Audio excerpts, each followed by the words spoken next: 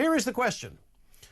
Where's all the money gone? I mean, seriously, where has all the money gone? And we can list all the various taxes that we pay in this country. We could be here all afternoon. Income tax, national insurance, council tax, inheritance tax, airport tax, stamp duty, VAT, sugar tax, corporation tax, capital gains tax, environmental tax, excise duty.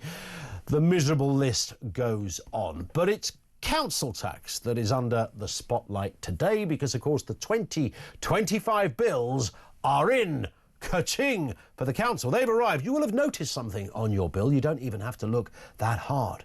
It's gone up significantly. We're looking at around about 5% on average, some a little more, others slightly less, but not in many places. Depending on where you live, of course, that could be hundreds and hundreds of pounds a year. My council tax, well over 2,000 quid now. A mate of mine in the Bristol area paying over 4,000 quid a year. Alicia, our producer today, I use that word very loosely, over £4,000 a year as well. I mean, that's 400 quid a month. That used to be an average mortgage payment not that long ago.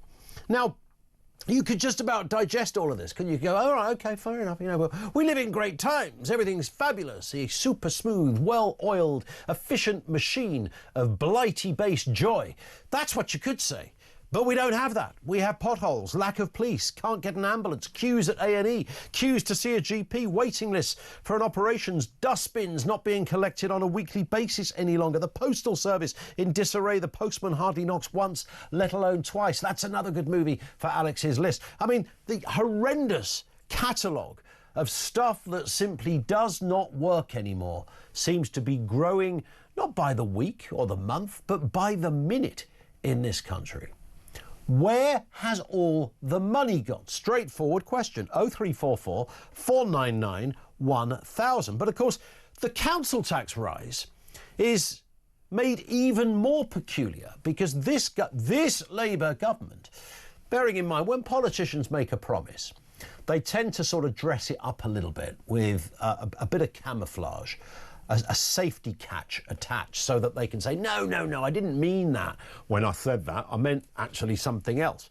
But there can be no doubt that Keir Starmer and his team in the run-up to the election and beyond were unequivocal. They were absolutely 100% sure that nothing was going to happen to your council tax. You don't believe me?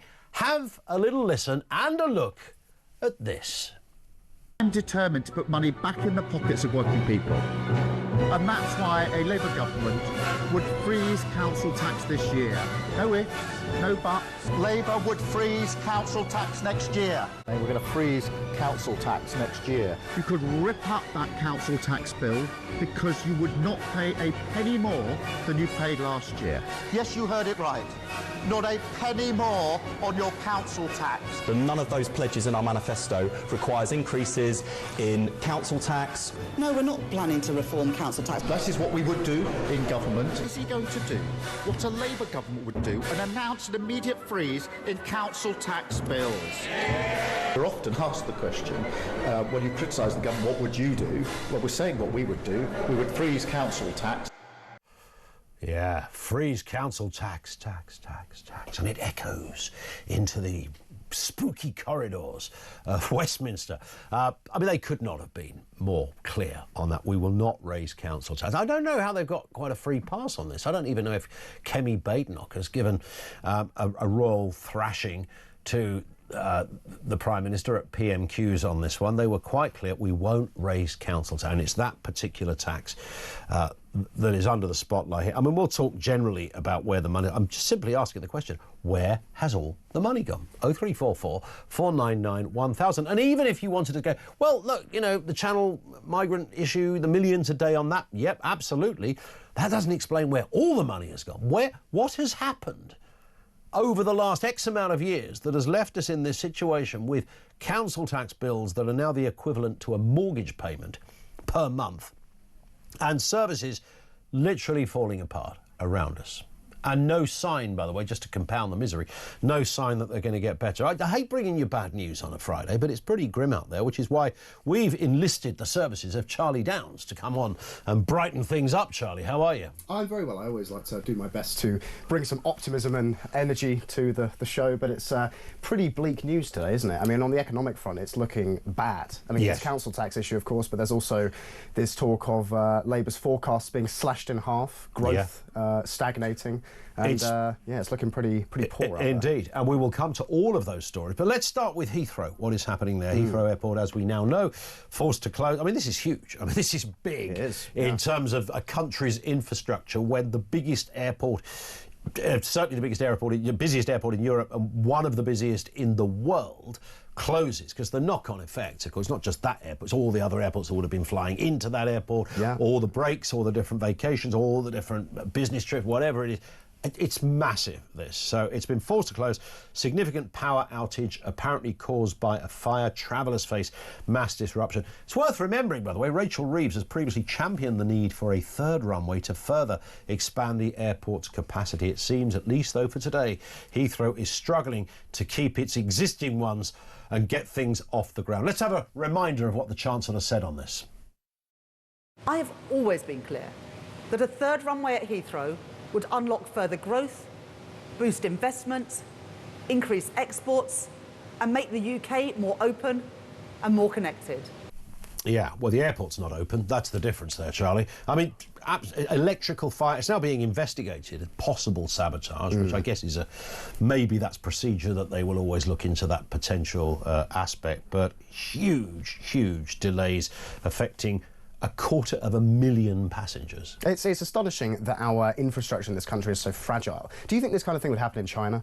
Do you think if the main substation went out in China, that the airport would be shut down for the foreseeable future? Because we're hearing that it's going to be shut over the weekend, causing God knows how much disruption and cost. And it's just, I think, a damning indictment of the way that this country has been run, to be honest. Because we would think there'd be backup. Well, you'd think so. I mean, in China, if the airport caught fire, they'd just build another airport, probably in about 24 Overnight. hours. Yes. Yeah, right, boys, in you go. Get the steamrollers out. Away we go. Nice runway. Keep it flat. That's all you need to do. Yeah, and have it done and dusted. And say what you want about the Chinese economy and the way they run it. I mean, I probably wouldn't want to live in China myself. It's a totalitarian surveillance state. But at the very least, they get things done, right? Because in this country, we can't seem to get anything done. As you said, taxes are up, but where is all this money going? What's it being spent on? It doesn't appear to be infrastructure. It doesn't appear to be running the country in a way that's efficient and effective and actually delivers the goods that are promised. And it's just so it's almost laughable if it weren't so depressing. Absolutely. And with an airport like this as well, and this power outage, it's also had an effect with 16,500 homes. There's no trains going in that direction. Those trains don't just go to Heathrow. They stop at other places. So the knock-on effect is absolutely massive. But the overarching point to me that I couldn't kind of work out is that why would the airport was to a degree had some dependency on this kind of power substation, but not entirely. So I mean, the whole airport wasn't run on this one. And it's not even on the site, by the way. It's 2 miles away, and it's 2 miles away. Hayes. So why? I mean, was that a health and safety thing? That's what I was resisting thinking. That. Well, I mean, somebody going, "I'm sorry, there's a fire. You cannot lift a plane off the ground when there's smoke near the air." I have seen people suggesting that this is some kind of health and safety overreach type thing, which would not be surprising given the kind of religion of health and safety that dominates, the sort of the way this country is run at every level. The various regulations and that sort of thing, which govern the way things are done. And also, actually, I saw Richard Tice talking about how Heathrow, in a lot of its processes and this sort of thing, has made the effort to switch to net zero. And that could also be an element of this incident, because net zero infrastructure is famously fragile, and so start the windmills, Fred. There ain't no wind. All right, okay, exactly. So but it just is indicative of this culture that we have in this country, where we seem to be more concerned with adherence to dogma and to targets and to abstract kind of 100%. All this sort of thing. When the rubber hits the road, if you pardon the pun, things just when things go wrong, we start flapping our hands and flailing, and there doesn't seem to be any backup plan. It's not very reassuring, especially given all this talk of war at the moment. Absolutely right. And our airport, one of the busiest airports on the planet is knocked out, you know, because there's a fire down the road. Yeah. You're like, is that how it works? And if that is how it works, I stand to be educated. Maybe there's no way around it, but, you know, But one would think in the 21st century, with the technology that we have, that you close the entire airport for a day, and then, of course, it's not like it all goes back to normal tomorrow. No. There's a knock-on effect to that, could be over many days to come after that. And all those people out there stranded, the expense to them as well. I mean, it's just, you know, holiday's not cheap. And for some people, it's a real treat to go on holiday. I mean, if you're stranded in Barbados, you might go, that's all right, it's another day, I can handle that. I've got a good excuse not to be in work on Monday because of this. But, you know, imagine if you're stranded in, you know, some godforsaken hellhole that you never wanted to go to in the first place. And you've got no choice but to remain. Let's move to this story, which is our theme subject today: struggling households facing council tax hikes as services worsen. We know about Birmingham, where there's rubbish piling up, there's rats the size of cats, bin workers are on strike, residents are up in arms, some dumping their rubbish. There's a great clip we're going to play here. This is a fella that got really fed up because he had a bin that he didn't want in his house. He didn't need the bin, didn't need the brown bin, which I think was for grass trimmings or something. Waste, isn't it? Said, I don't want the brown bin. And they went, well, we'll come and collect it at the end of the summer. It's like, well, you want me to look after your bin? This fella was having none of it. Have a look. Hi there, I'm here to drop off my brown bin. You can't leave it here, sir. I can. I've contacted you 3 times to collect it. It's your property, it's not mine. I'm not prepared to store it until August, free of charge. So I'm leaving it here. Well, the thing that we were told that they would come round and pick them after the end of No, I've emailed them 3 times and they've told me they're not going to collect them until summer and that I've got to store it free of charge until then. Right. And I'm not prepared to do that. So that's your problem, thank you. And off he goes. And the little bin just stays there. You always wanted the lid to lift and go, bye, or something. It's a lovely little moment of a person taking their own protest. Yeah, I mean, I think there's actually something really beautifully symbolic about that video. I mean, it's just the anger of the Englishman confronted by the tyranny of bureaucracy as we are in 21st century Britain. Yeah. You know, these kind of, middle managers behind the... But did you notice, by the way, the plexiglass screen that was still there from the COVID days? Yeah, still there, You know, separating the administration from... Separating state from citizen. Yeah, the filthy public. Yes. And, the way in which it was, I've emailed you 3 times about this, and they say, well, we've been told this, we've been told it's not our fault. It's never our fault. The buck is always passed upwards or sideways or, or wherever. 100%. And it's just, again, it's when reality interfaces with the kind of, the structure of the managerial state in Britain. What it amounts to is an angry man with a bin shouting at council workers saying, why aren't you people listening to me? Why aren't you listening? And I think it's a reasonable question, because, bins are a little bit of a conundrum for us all now. Depending on where you live. You might have... Our place has just converted to these massive bags, like huge sacks, that you put your recycling in. Now, those sacks will get 3 weeks' worth of recycling, so you've got to kind of keep that there. And then you go, where do I keep it? Do I keep it in the front garden? Do I keep it in the back garden? There's not any nice place you can keep this. No. Well, it's rubbish, isn't it? Well, the story's quite good, but yeah, you're right. It's not a bad anecdote, Charlie. I mean, be gentle on me. But you're right. So there's all of this going on, and this fella just thought, I'm not looking after their bin for them. Yeah, no, it's very funny. But again, it just shows you, like the previous story, how our infrastructure in this country, basic infrastructure, because it's one thing for an airport to go out. That's quite sophisticated, high-level infrastructure. You'd think that we'd be able to deal with our waste collection in Britain in the 21st century, but even that is grinding to a halt, and we have to ask why. And that really is the $1 million or the £1 million question, I should say, that you're asking today, in fact. And I think, there's a number of reasons for all of this happening, chief among which, in my view, is mass immigration, because of the simple fact that you cannot add millions of new people, the majority of whom are net beneficiaries of the system, which is to say a net burden on the taxpayer. You can't add those people to the economy and expect what our elites call growth. It's not even hard to understand that. Literally, you cannot.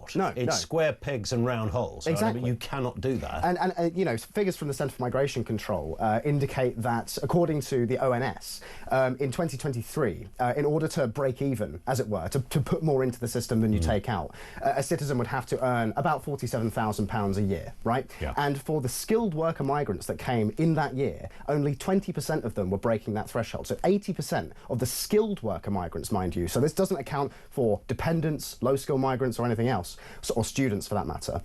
80% were not breaking even. 80% were taking more out of the system than they were putting in. And that to me just seems like the elephant in the room that nobody's prepared to address, because there's also numerous other factors, like, for example, net zero, which has already come up today, which is making energy significantly more expensive, and energy is the fundamental kind of ingredient for a functioning modern society. And then that's then to say nothing of the deindustrialisation across Britain, where, you know, we don't actually make anything here anymore. Energy, actually, back to that, 40% of our energy we import from abroad. I mean, it's all of these different factors that are just kind of swirling together, and it's then, you know, when that actually, again, when the rubber hits the road, what that looks like is rubbish piling up in the streets, infrastructure collapsing, things not working, people paying more into the system, paying more out of their paycheck each month, being less able to afford housing, food, clothes, etc. And for what? You know, it doesn't seem to be improving. And getting far less. We're asking that question: where has all the money gone? I mean, simple question.